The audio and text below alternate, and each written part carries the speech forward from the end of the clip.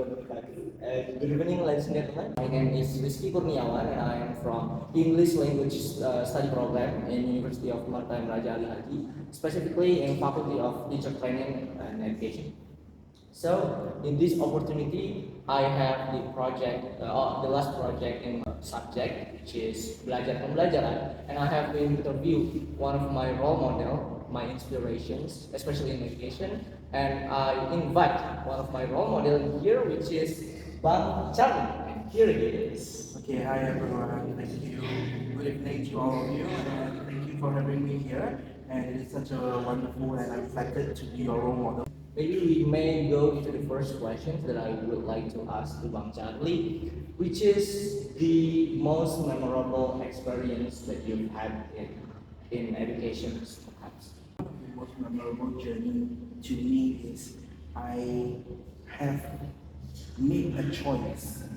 So I have been starting going to enroll into education back in my senior high school. I supposed to go to OP to represent the education in Bandung, but my parents, my mom actually, who is also a teacher, and my grandmother was also a teacher.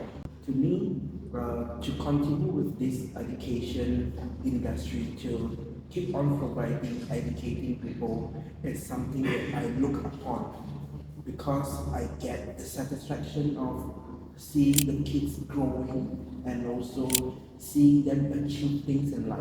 One of the most memorable things is that I stick to what I know, what I really want.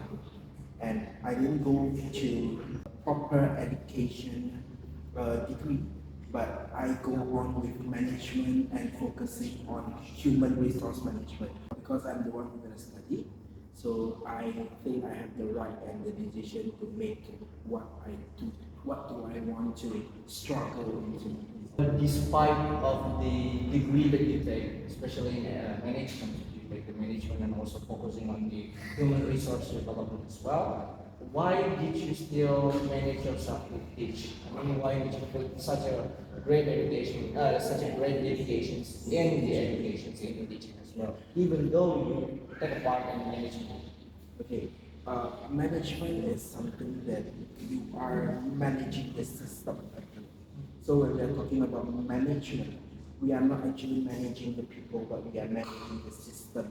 How even human resource management itself, the human resource meaning how do we manage the resource to make sure that human people. Oh, you see, so we don't manage the human, but we manage the resources and make sure all these resources become an advantage and benefit to the human. And that is the reason I've started teaching since in my senior high school, which is about 14. And it started because my mom said, if you want an extra allowance, means you have to help me. Help me meaning you have to start teaching. Help me in becoming a shadow teacher in class. So I have started teaching in English. So teaching in English, seeing how the kids grow and becomes another sense of satisfaction that people say money cannot buy. They say those are the things. Related to the future education, what do you think is the most important thing that teachers in the future must focus on? I think the most important thing for us as a teacher and also the student, it takes a two-way thing where we have to remember that we are lifelong learners. Lifelong learner. Yes, we are lifelong learner. We actually ask the student to learn about the future and learn about what are the skills that the future needs. And the teacher has to keep up, have to be innovative, have to be creative, and also have to have that initiative. It will become a role model to the student because you see, my teachers are also learning, but not everyone can be a teacher. But teacher create everyone first. Thank you very much, Bang, for this opportunity. It's an honor for me to be able to interview you today, and hopefully our education system and our level in education, especially for Indonesia, getting well over time. We'll see you in the next opportunity. Bye bye.